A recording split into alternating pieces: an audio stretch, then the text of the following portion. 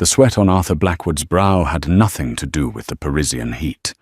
He was a titan of industry, a man who moved markets with a single phone call. Yet here he was, trapped in a gilded cage of his own making. In the most important meeting of his life, worth a staggering $900 million, he was utterly powerless. His Japanese counterpart sat opposite him, their faces like stone masks, ready to walk away. His translator was missing, his empire was on the line, and the only person who seemed to understand the silent ticking clock of his impending ruin was the waitress pouring his water. The air in the private dining room of Le Ciel Étoilé was thick enough to be measured in carats. It smelled of money, old money, new money, and most potently, the nervous metallic scent of money about to be lost.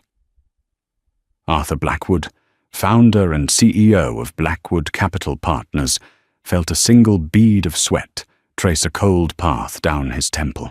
He subtly dabbed at it with a starched napkin, his hand a portrait of steadiness that betrayed the frantic symphony of panic playing out in his chest.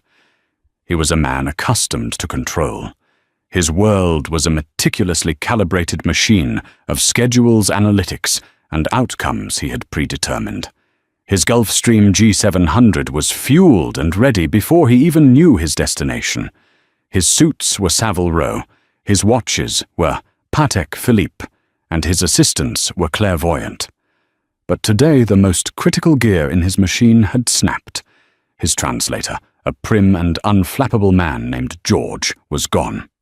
Vanished. A single cryptic text message sent an hour ago was all he had. Medical emergency. Unavoidable. My deepest apologies. Apologies wouldn't salvage a deal that was already hanging by a thread. Across the polished mahogany table sat Mr. Kaito Tanaka and his two lieutenants from Tanaka Precision Manufacturing. They were the old guard of Japanese industry, a company that had been making high-precision components since before Arthur's grandfather was born. Arthur wanted to acquire them to integrate their peerless technology into his aerospace portfolio. It was a $900 million acquisition, the capstone of his 5-year strategic plan. The Tanaka delegation had been in Paris for 3 days. The negotiations had been brutal, a delicate dance of numbers and honor.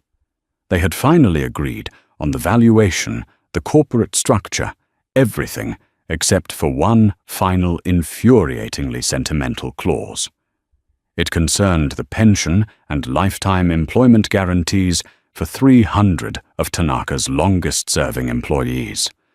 To Arthur, it was a $50 million liability on the balance sheet.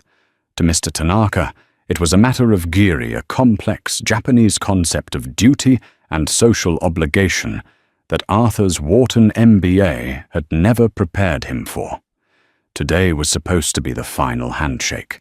George was meant to be the bridge, the one to translate Arthur's final aggressive offer into a symphony of respectful Japanese business etiquette. Without him, Arthur was mute. Mr. Tanaka glanced at his vintage Seiko, a watch far more understated and infinitely more intimidating than Arthur's platinum Patek. The gesture was clear. Time was up. Mr. Blackwood.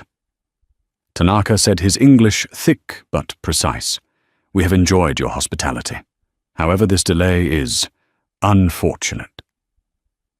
Arthur forced a smile that felt like cracking porcelain. My apologies, Mr. Tanaka. A sudden issue with my associate. He should be here any moment. Perhaps some more champagne.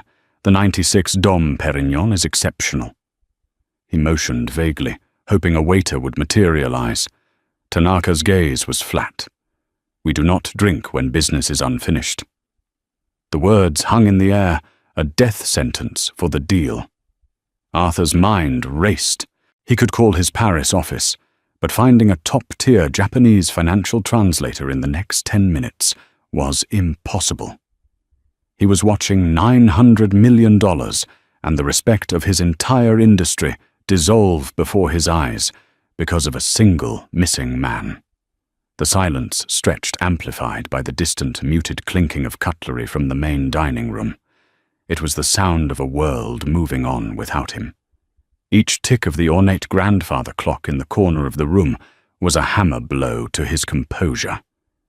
He looked at the impassive faces of the Japanese men, then at the useless phone in his hand. For the first time in his professional life, Arthur Blackwood, the master of the universe, was well and truly trapped, and he was about to lose everything. Isabella Rossi moved through the opulent dining room with an economy of motion that bordered on invisibility. It was a skill she had perfected over 2 long years. To the patrons of Le Ciel Étoilé, she was just a part of the seamless Michelin-starred service, a hand that refilled a glass, another that cleared a plate, a quiet presence that never intruded. But Isabella saw everything. She saw the desperate gleam in the eyes of the young financier trying to impress his date with a wine he couldn't pronounce. She saw the subtle tension between the society wife and her husband as they picked at their truffle-dusted entrees, and for the past hour she had been acutely aware of the escalating crisis in the private room, the Salon Prive. From her station, she had a clear, though discreet, view of the table. She recognized Arthur Blackwood immediately. His face was a regular feature in the Financial Times, and the Wall Street Journal publications she still read religiously, a masochistic ritual from a life she no longer lived. She also knew of Tanaka Precision. During her final year at the London School of Economics, she had written her thesis on post-war Japanese industrial dynasties, and the Tanaka family had been a key chapter. She knew what Blackwood represented, aggressive, disruptive slash-and-burn capitalism. She knew what Tanaka represented tradition honor, and a paternalistic approach to business that was becoming extinct. It was a clash of civilizations playing out over a lobster bisque. Her own story was a ghost in this room.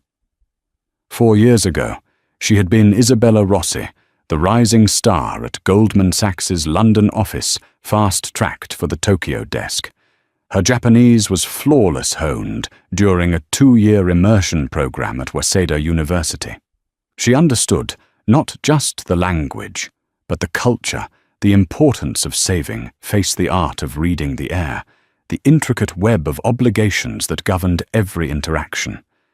Then her mother had fallen ill, a rare degenerative disease that demanded round-the-clock care and drained every penny of her signing bonus and savings. She'd quit her job, moved them to a small flat in Paris to be near a specialist, and taken the first job that could accommodate the brutal, unpredictable hours of being a caregiver. Waiting tables at a 2-star Michelin restaurant paid the bills. It was an anonymous, physically demanding existence that left her too exhausted to mourn the brilliant career she had lost. She watched the scene unfold. She saw Blackwood's bravado crumble into a barely concealed panic. She heard snippets of the conversation, his stilted apologies, Tanaka's cold, clipped English. When Tanaka's lieutenant, a younger man named Kenji, muttered to his boss in Japanese, Isabella's blood ran cold. "This is an insult, Mr. Tanaka. A waste of time." Tanaka had replied with a quiet, final-sounding sigh. "We are finished." Isabella saw Mr. Tanaka place his hands on the table, the universal sign for standing up to leave. She saw the abject terror flicker across Arthur Blackwood's face. In that instant, she saw 2 years of grinding exhaustion, of quiet desperation, of feeling utterly invisible coalesce into a single terrifying thought. What do I have to lose? Her mother had passed away 6 months ago. The grief was a hollow ache, a constant companion. The job was a dead end. Her brilliant mind was atrophying, used only to memorize the daily specials and the wine pairings. Blackwood was a shark, the kind of man who would have been her boss or her rival. She owed him nothing, but her thesis on Tanaka Precision came flooding back the company's post-war rebuilding, its commitment to its workers, the story of the founder's promise to his first employees that they would always have a place. That was what this was about. She knew it in her bones, and she knew that Blackwood, with his American focus on shareholder value, would never understand it on his own. Mr. Tanaka began to push his chair back. Blackwood's face went pale. Isabella took a deep, steadying breath, straightened her crisp apron, and stepped away from her station. She ignored the frantic, questioning look from the restaurant's maitre d'. Every instinct screamed at her to stay invisible, to not risk the only security she had. But a different, long-dormant instinct took over the instinct of a strategist, a problem solver, the woman who had graduated top of her class. She walked towards the private room, her heart hammering against her ribs. She wasn't just a waitress anymore. She was walking back into a world she thought had forgotten her. The sound that broke the suffocating silence was not the scraping of Mr. Tanaka's chair, but the soft, almost apologetic clearing of a throat. Arthur Blackwood, Mr. Tanaka, and his two associates all turned towards the door. Standing there was the waitress, Isabella. Arthur vaguely registered her from earlier, a fleeting presence, refilling his water glass. She was tall, with dark hair pulled back in a severe but elegant knot, and eyes that held a startling, intelligent depth. He was about to wave her away, to snarl something about privacy, when she spoke. Her words were not directed at him. She addressed Mr. Tanaka directly, bowing her head slightly in a gesture of perfect formal respect. Mr. Tanaka, my sincerest apologies for this intrusion. Might I have a moment of your time? The effect was instantaneous and seismic. The three Japanese men who had been seconds from walking out froze. Their expressions shifted from stony impatience to utter bewilderment. Mr. Tanaka stared at her, his eyes narrowing. It wasn't just that she was speaking Japanese. It was the way she spoke it. Her pronunciation was flawless. Her cadence and use of keigo honorific speech was that of a native, highly educated speaker. Arthur was equally stunned, but for a different reason. He felt a surge of irrational hope, so fierce it made him dizzy. "What did you just say?" he demanded, his voice a harsh whisper. Isabella didn't look at him. She kept her focus entirely on Mr. Tanaka, maintaining the crucial protocol of addressing the most senior person in the room. Mr. Tanaka replied, his voice laced with cautious curiosity. "And you are? My name is Isabella Rossi," she said, still in Japanese. "I am a humble servant of this establishment. However, I overheard your conversation and sensed a misunderstanding was about to cause great inconvenience. If Mr. Blackwood's translator has been unexpectedly delayed, perhaps I could be of temporary assistance to ensure this important meeting is not wasted." She chose her words with surgical precision. She didn't offer to translate. She offered to be of assistance. She didn't call the situation a problem, but an inconvenience. She framed her intervention as an act of service to them to save their valuable time. It was a masterclass in Japanese cultural diplomacy. Kenji, the younger associate, scoffed quietly. "A waitress, Tanaka-sama, this is absurd." But Mr. Tanaka held up a hand, silencing him. He studied Isabella for a long moment. He saw not a servant, but a woman of immense poise. He was a man who had built an empire on his ability to judge character, and something about this woman was extraordinary. He gave a slight, almost imperceptible nod. "Very well, Rossi-san. Please join us." Isabella inclined her head again, then finally turned to Arthur Blackwood. Her expression was now coolly professional. "Mr. Blackwood, with Mr. Tanaka's permission, I will facilitate your conversation. Please speak slowly and clearly. I will convey your meaning, not just your words." Arthur was speechless. He simply nodded, his mind reeling. The maitre d' was now hovering at the doorway, his face a mask of horror, at this catastrophic breach of protocol. Isabella gave him a look, calm, firm, and utterly in control, and he retreated as if he'd hit a glass wall.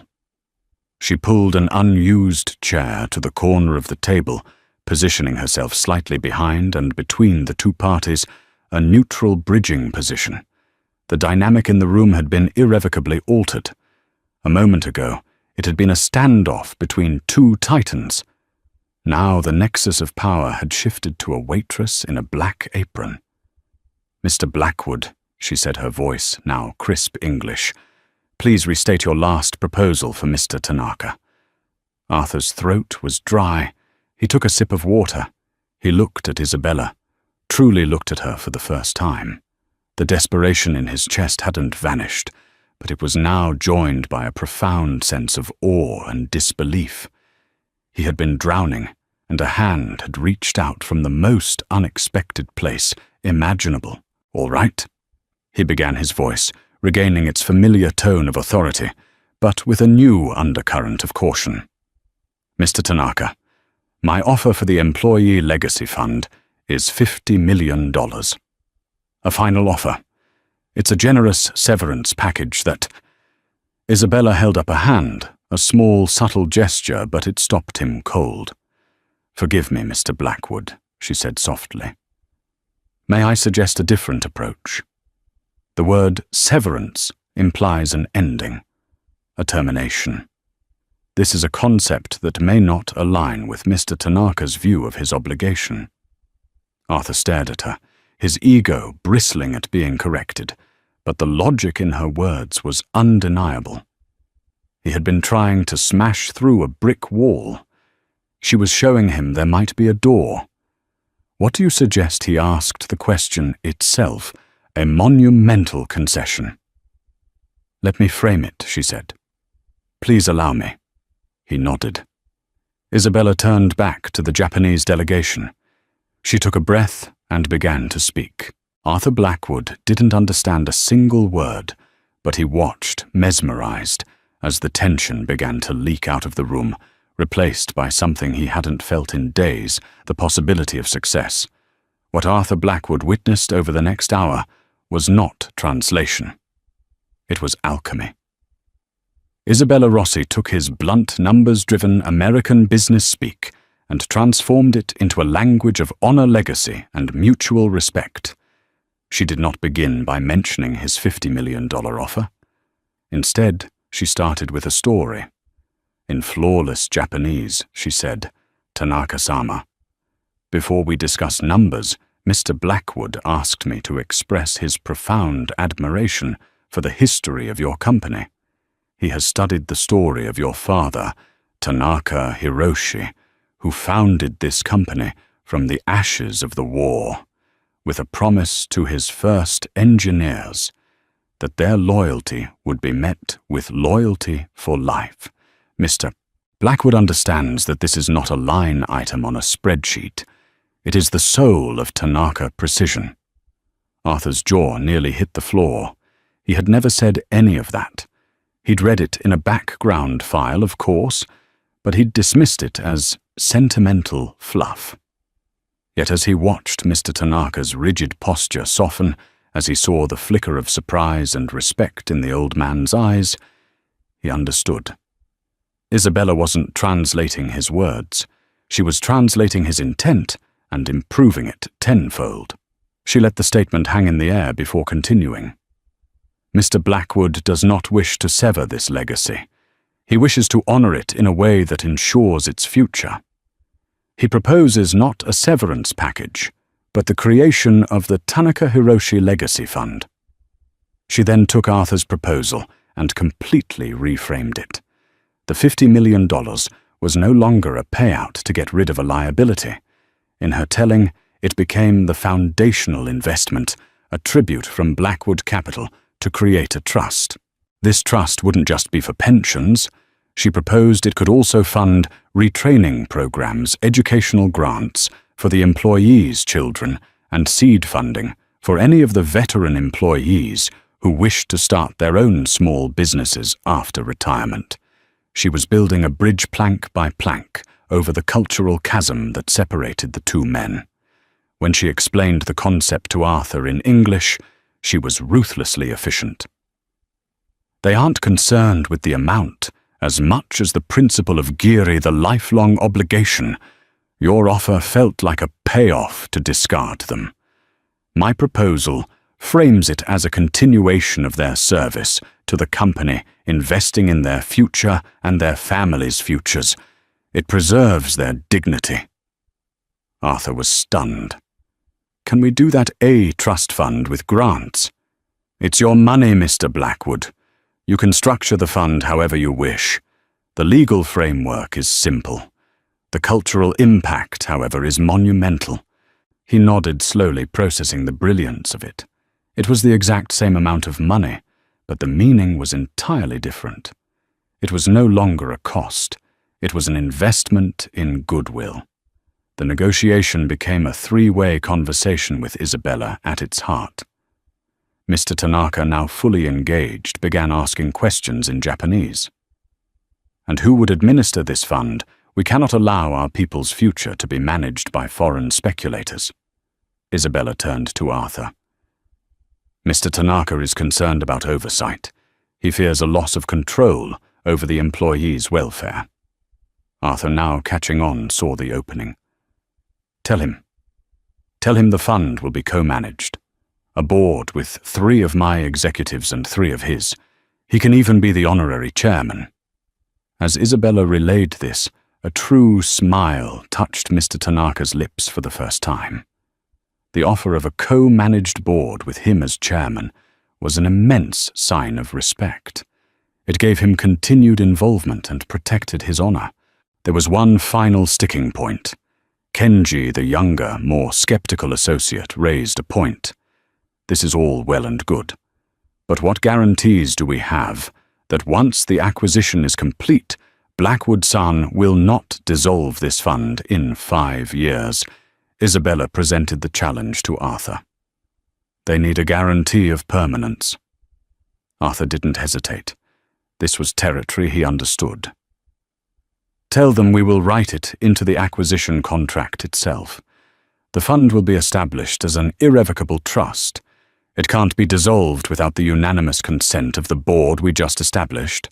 It will be legally ironclad, protected under both US and Japanese law. When Isabella translated this final piece, the deal was done.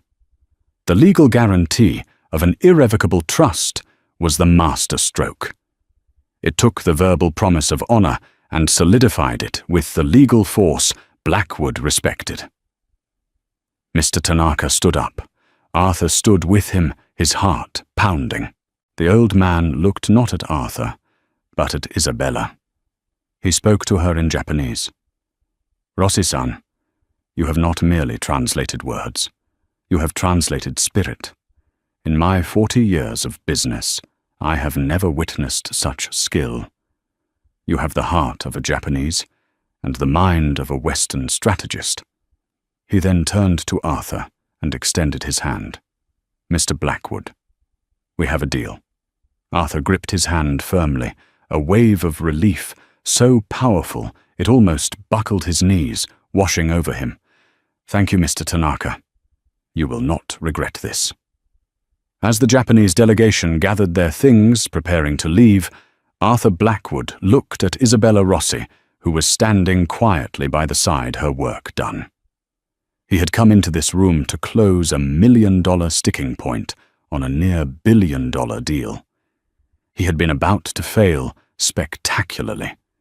And this waitress, this complete unknown, hadn't just saved him. She had improved his deal, protected his reputation, and schooled him in a form of business he had never understood. The question was no longer how he had gotten so lucky. The question was who in the world was she? Once Mr. Tanaka and his team had departed, leaving a palpable silence in their wake, the adrenaline began to recede from Arthur's system, replaced by a profound sense of dawning reality. He sank back into his chair, the plush leather barely registering. He had just pulled his company back from the brink of a catastrophic, humiliating failure, and he owed it all to her.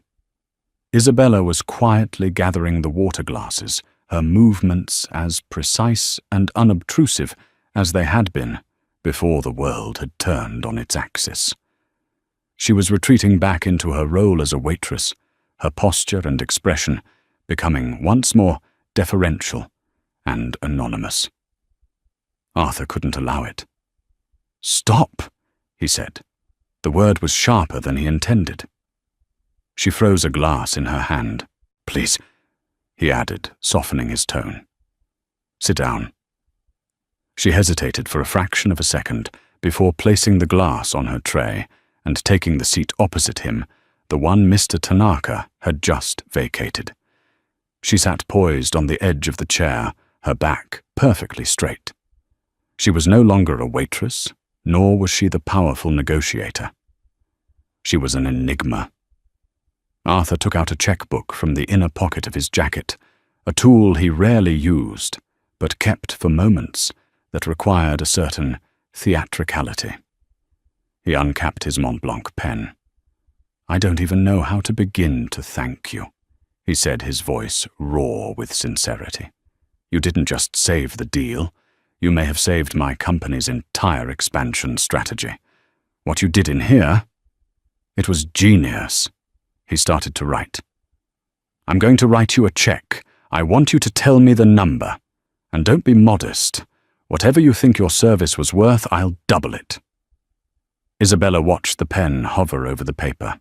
Her expression was unreadable. "That won't be necessary, Mr. Blackwood." Arthur paused, pen in mid-air. "Excuse me.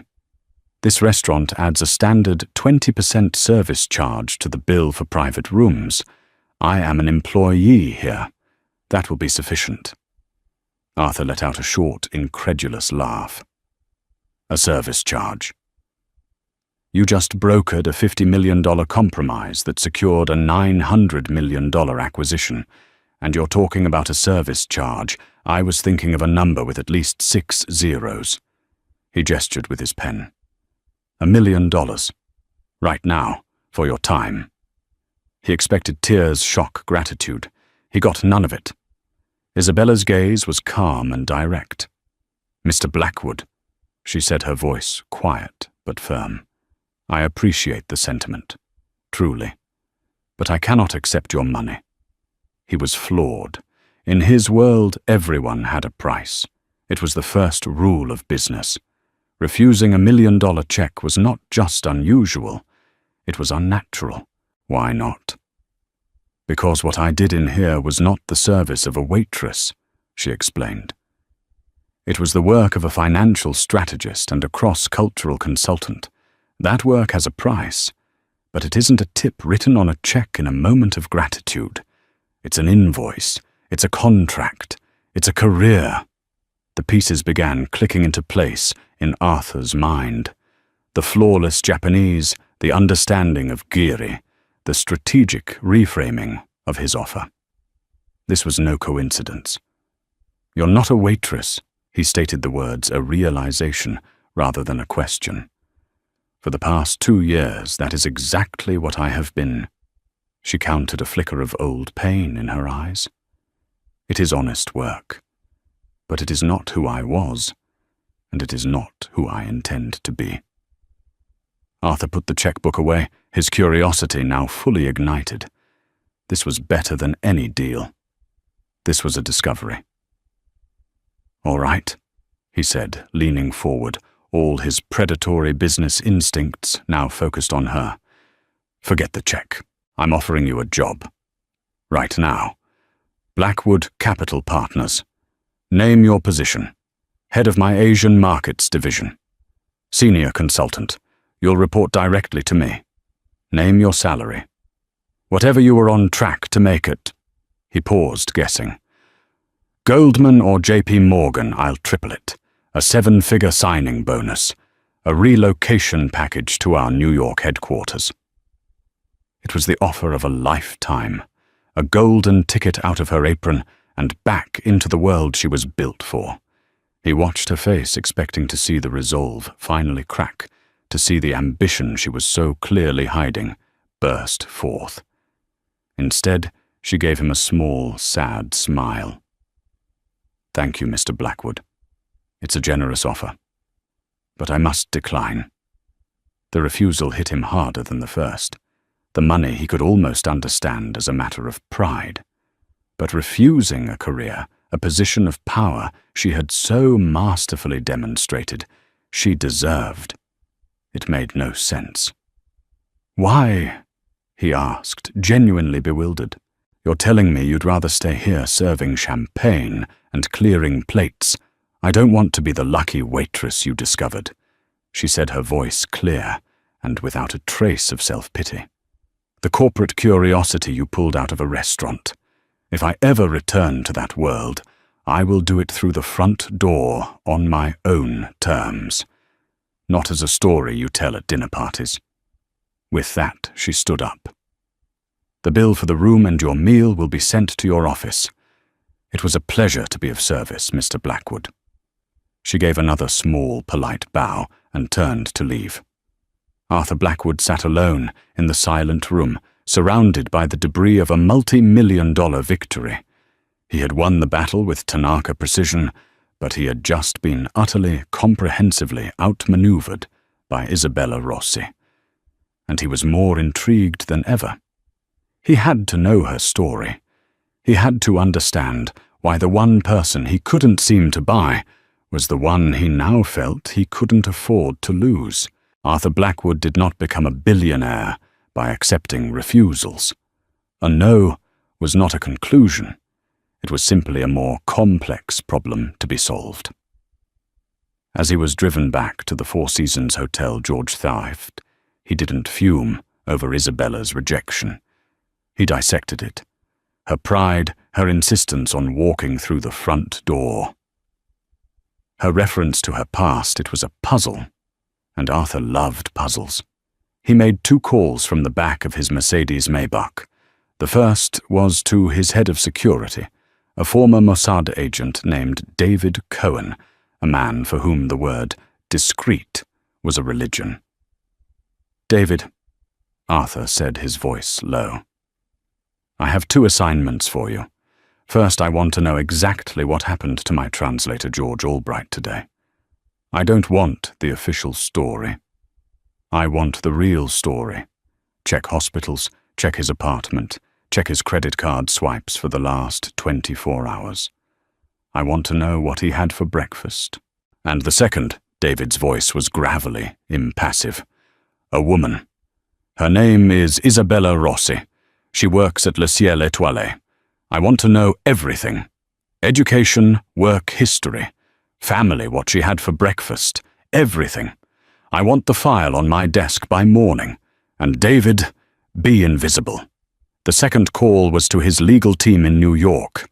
"Draft the acquisition papers for Tanaka Precision," he commanded, "and draw up the charter for an irrevocable trust. Name it the Tanaka Hiroshi Legacy Fund. I'm sending you the terms. I want it to be a fortress." He spent the rest of the evening not celebrating his victory, but replaying the events in the private room, analyzing Isabella's every word, every gesture. He wasn't just impressed, he was humbled.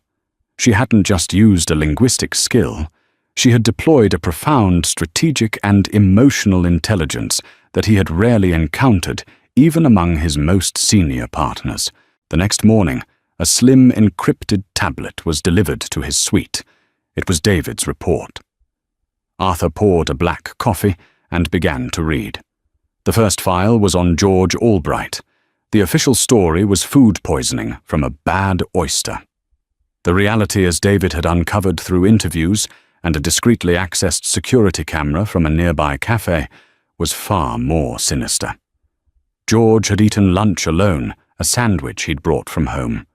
But he'd accepted a gifted bottle of water from a courier who claimed it was a complimentary gesture from a local deli. The water had been laced with a fast-acting, but non-lethal emetic agent. The courier's trail went cold, but the shell company that paid him was traced back through 3 layers of corporate obfuscation to a holding company owned by Vance Global Acquisitions, Cyrus Vance. Arthur felt a cold fury settle in his gut. Vance was his arch-rival, a corporate raider with the morals of a rattlesnake. They were the 2 apex predators in the same jungle, constantly circling each other's deals. Sabotaging a translator to blow up a negotiation at the last second was exactly Vance's brand of dirty, brilliant warfare. Vance knew Arthur's weakness, his over-reliance on his key people, and his absolute lack of Japanese language skills. The plan was perfect. It should have worked. The only reason it didn't was Isabella Rossi. He opened the second file. The title read, Rossi Isabella Maria. The report was thorough. It detailed her birth in Rome, her education at the prestigious Bocconi University in Milan, and then her graduate degree from the London School of Economics, where she graduated first in her class with a master's in finance, specializing in East Asian markets. There were commendations, academic awards, and a glowing review of her thesis, Honor and Obligation, The Unwritten Rules of Post-War Japanese Corporate Governance. Then came her employment history. A stellar 2 years at Goldman Sachs on the M&A desk. Records of her exemplary performance, reviews her fluency in 4 languages, Italian, English, French, and Japanese. She was being groomed for a Tokyo-based partnership track. And then it all stopped. An abrupt resignation. The report detailed the reason: the sudden illness of her mother, Elena Rossi. It included the astronomical medical bills from a private clinic in Paris, the sale of her small London flat, and finally her employment record at Le Ciel Étoilé, which coincided with her mother's admission to the clinic. It even included a copy of her mother's death certificate from 6 months prior. Arthur leaned back, the tablet resting on his lap. The puzzle was solved. The picture was now complete and utterly heartbreaking. This wasn't a woman with foolish pride. This was a fallen champion, a brilliant mind derailed by tragedy and duty. Her refusal of his money and his job wasn't arrogance. It was the defiant act of someone who had lost everything and was determined to rebuild her life on a foundation of her own making, not on a handout. Her insistence on the front door was her way of reclaiming the future that had been stolen from her. He now understood. His first offer had been an insult, however unintentional. He had treated her like a lottery winner. He had offered to make her a rich ex-waitress. But Isabella Rossi wasn't a waitress. She was a peer. The knowledge of Vance's sabotage added a new, dangerous dimension to the situation. Vance's plan had failed, and he would want to know why. He would inevitably trace it back to the mysterious Translator who had appeared out of nowhere. Isabella wasn't just an asset now. She was a target. She had inadvertently stepped into the middle of a war between 2 billionaires. Arthur picked up his phone. He knew what he had to do. His next offer would be different. It wouldn't be a job. It would be an alliance.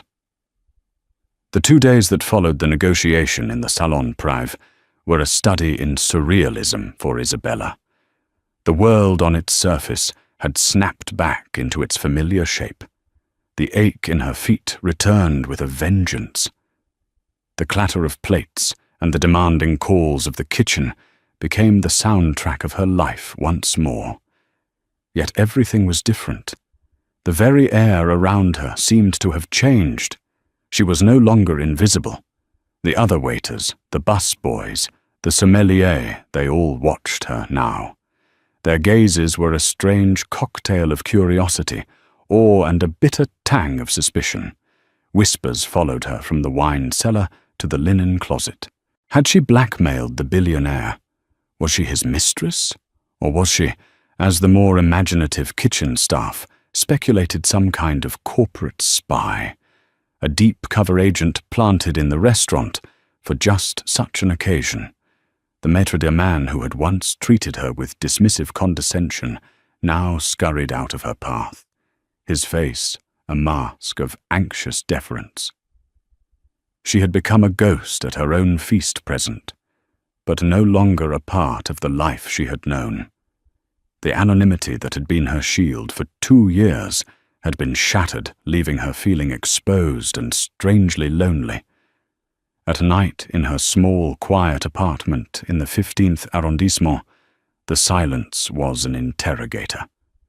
She would sit with a cup of herbal tea, the check for her share of the service, charge a staggering 4,000 euros on her table, and question the sanity of her own decision. $1 million, a senior position at one of the world's most powerful private equity firms. A 7-figure salary. She had refused it all. Was it pride? Yes, undeniably. But it was something deeper too. It was a fierce, protective instinct over the tattered remnants of the woman she had once been. Isabella Rossi of the LSE and Goldman Sachs would never have accepted a job born from a lucky encounter. She would have earned it through interviews, presentations, and grueling all-nighters. To accept Arthur Blackwood's impulsive, gratitude-fueled offer would have felt like a betrayal of that woman, an admission that she could only re-enter that world as a fluke. Still, doubt was a persistent weed. She opened her laptop and scrolled through financial job postings on LinkedIn. Senior Analyst, Associate Vice President. Each one listed requirements she easily met, followed by the unspoken prerequisite she lacked a continuous, upwardly mobile career trajectory. Her 2-year gap, filled with caregiving and waitressing, was a chasm on her resume. She was a brilliant strategist, but in the rigid, unforgiving world of high finance, she was damaged goods. The front door she had so proudly spoken of seemed to be barred and bolted. The weight of her refusal of her pride began to feel less like a shield and more like a cage. On the 3rd day, as she was polishing cutlery for the dinner service, a woman approached her station. She was not a customer. Dressed in a flawlessly tailored Tom Ford suit, with an earpiece so discreet it was almost invisible, she radiated the quiet, lethal competence of a high-level executive assistant. Ms. Rossi, the woman, asked, her voice low and direct. "Yes," Isabella replied, placing a fork down carefully. "My name is Catherine. I am Mr. Blackwood's executive aide. He requests the pleasure of your company at your earliest convenience." He wished for me to convey that the subject is not a renewal of his previous offer, but a matter of operational security pertaining to the Tanaka acquisition. The message was a masterstroke of corporate communication. It was professional, respectful, and intriguing. It bypassed her pride by framing the meeting as a consultation, appealing to her intellect and her sense of responsibility for the deal she had helped close. The phrase operational security sent a small shiver down her spine. It hinted at complexities and dangers that went far beyond a simple business transaction. "I finish my shift in 1 hour, Isabella said. "A car will be waiting for you at the service entrance," Catherine replied with a nod, and then she was gone, leaving Isabella holding a silver fork, her mind already racing miles away from the dining room. The Maybach was silent and swift, gliding through the Parisian streets like a phantom. It delivered her not to the grand lobby of the Hotel George V, but to a private underground entrance. Catherine met her at the elevator which ascended to the penthouse with a silent, stomach-lurching rush. The suite was breathtaking. It was less a hotel room and more a sprawling apartment curated by a museum. A massive Joan Mitchell painting exploded with color over a minimalist fireplace, and the floor-to-ceiling windows framed the Eiffel Tower, its lights beginning to sparkle against the deepening twilight. Arthur Blackwood was not dressed for business. He wore a simple grey Henley and dark trousers, and he was holding a glass of what appeared to be whiskey. He looked tired, but his eyes were sharp, analytical, and they fixed on her with an unnerving intensity as she entered. "Isabella." he said, his voice softer than she remembered it. "Thank you for coming. I know this is an imposition. Your aide mentioned a security matter," she said, remaining standing, unwilling to cede the formality of their relationship. "It is," he said, gesturing to one of the plush, cream-colored sofas. "Please. This may take some time." She sat her back straight, a silent refusal of the comfort the sofa offered. He didn't sit opposite her, but instead took an armchair at a slight angle, a less confrontational position. He seemed to be choosing his every move with the same care she had used in the negotiation. "Before we get to that," he began, "I wanted to tell you that the charter for the Tanaka Hiroshi Legacy Fund has been finalized. It is an irrevocable trust, co-chaired by Mr. Tanaka himself. Your idea." He was, to put it mildly, deeply moved by the gesture. "You didn't just make me a deal, Ms. Rossi, you made me a partner for life." It was a validation, a quiet acknowledgement of her contribution that went beyond money. She gave a slight nod. "I'm glad to hear it was well received. Now for the reason I asked you here." He picked up a sleek, dark tablet from the coffee table and placed it in front of her. "This is for your eyes only.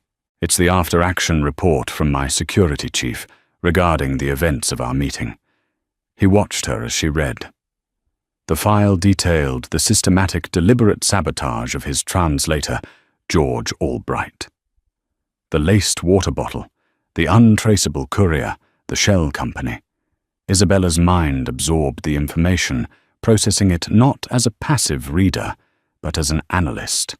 She saw the ruthless efficiency, the layers of deniability.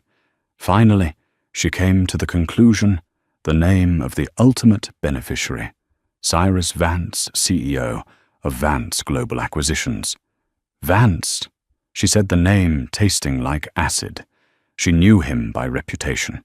He was a vulture who saw companies not as living entities, but as carcasses to be stripped for parts. "He's been a thorn in my side for a decade," Arthur said. "He knew Tanaka was my keystone for Asia. He also knew I was flying in without a backup translator. It was a perfect plan. It should have worked. His mistake was the method Isabella mused her strategist's mind taking over. An emetic is crude. It creates a temporary, verifiable medical emergency. Albright will be back at work in a week. If Vance had used a bribe, offered Albright a future position, he could have had him subtly mistranslate the terms of the deal. He could have scuttled it from the inside, and I never would have intervened." Arthur stared at her, a slow, appreciative smile forming on his face. "My security chief said the exact same thing this morning. You see the board with a clarity that is rare." He leaned forward and swiped the screen. A new file appeared. It was her own. Rossi Isabella Maria. She saw her life laid bare, her academic achievements, her meteoric rise at Goldman, the glowing reviews. And then the sudden stop, the clinical, brutal details of her mother's illness, the dates, the costs, the inevitable conclusion. She felt a hot flush of violation, a deep anger at this intrusion into her most private pain. But as she kept reading, the anger was cooled by a wave of profound sorrow. She was looking at a ghost, the ghost of the woman she was supposed to become. She placed the tablet back on the table, her hand steady. "You had me investigated.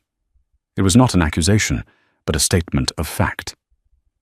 "Yes," he admitted, his gaze unwavering. "After you refused my offer, I was left with a question I couldn't answer. Why, it didn't make sense. I didn't do it to pry, Isabella. I did it to understand. And now I do." He gestured to the tablet. "That file doesn't show a waitress. It shows a story of honor of Giri that makes Mr. Tanaka's commitment to his employees look simple by comparison. It shows a warrior. He let the word settle, giving them weight. It also shows a problem. Vance's plan failed for one reason, you. He is not a man who tolerates failure or loose ends. His intelligence network will already be working to find out what happened in that room. They will find you, and a man who would poison a translator to disrupt a deal will not hesitate to use more persuasive methods to ensure a potential threat is neutralized. The unspoken danger filled the opulent room. Her quiet life, her anonymity was over. She hadn't just stepped into a negotiation, she had stepped onto a battlefield. "So this is a threat assessment," she said, her voice quiet. "It's the context," he corrected her gently. "For a proposal. Not a job offer. A proposition." He stood and walked to the window, looking out at the city lights. "My last offer was impulsive and emotional. It was a reward. This is neither.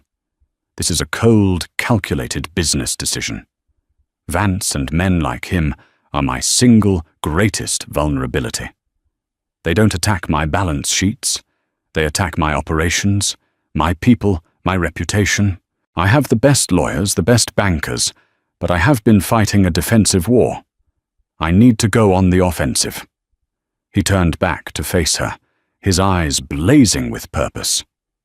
"I am creating a new semi-autonomous division within Blackwood Capital. Its mandate is simple strategic intelligence and competitive countermeasures. It will be our sword and our shield. It will anticipate threats, expose vulnerabilities in our rivals, and protect our interests through any means necessary. It will be more agile than a corporate security department, and more ruthless than a legal team." He paused, his gaze locking with hers. "I am not offering you a job in this division, Isabella. I am asking you to be my founding partner in creating it. You won't report to a board. You'll report only to me. I will provide an initial operating budget of $100 million. You will be given a 5% equity stake in the division, vested immediately. You will build your own team from the ground up. Analysts from the CIA, forensic accountants from the Big Four, operatives like David Cohen. You will have full operational autonomy. Your first mission," he said, his voice dropping, "will be to turn the tables on Cyrus Vance. I don't just want to protect myself from him. I want to dismantle him." The offer was audacious, breathtaking in its scope. He wasn't offering her a ladder back into her old world.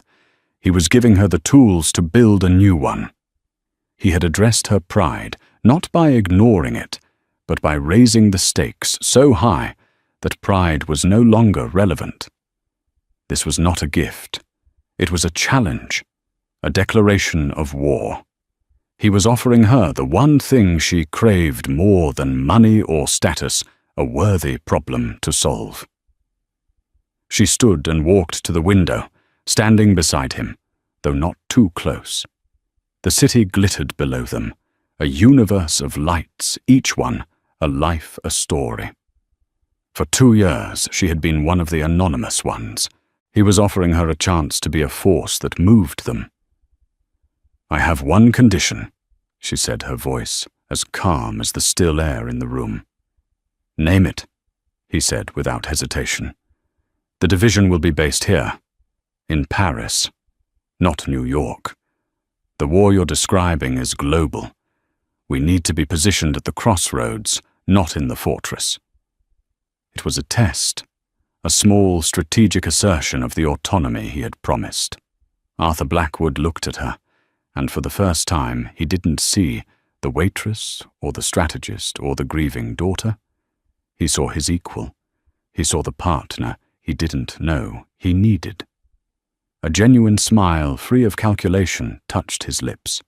"I'll have the corporate real estate team send you a list of available office spaces in the morning. Welcome aboard, Ms. Rossi." He walked back to the table and picked up a second identical tablet, holding it out to her. "Since you've accepted, we might as well begin." Isabella took it. The screen lit up, displaying a complex network diagram. At its center was a photo of Cyrus Vance. Branching off were dozens of nodes holding companies, key personnel, political connections, rumored assets. "This is everything my team has on Vance's entire operation," Arthur said. "It's a fortress. Where do we even begin to attack it?" Isabella's eyes scanned the diagram, her mind already moving, connecting points, seeing patterns. The exhaustion of the last 2 years, the grief, the doubt, it all burned away, replaced by the white-hot fire of pure, focused intellect. A hunter's gleam entered her eyes. She looked up at him. "Every fortress has a crack, Mr. Blackwood," she said, her voice filled with a newfound dangerous confidence. "And the weakness of a man like Cyrus Vance is that he thinks he has none. We don't start by attacking his business. We start with the one thing he can't control." She tapped a small, seemingly insignificant node on the chart, a name with no corporate affiliation. "We start with his ego." And so the story of the billionaire and the waitress came to an end, but the story of Arthur Blackwood and Isabella Rossi was just beginning.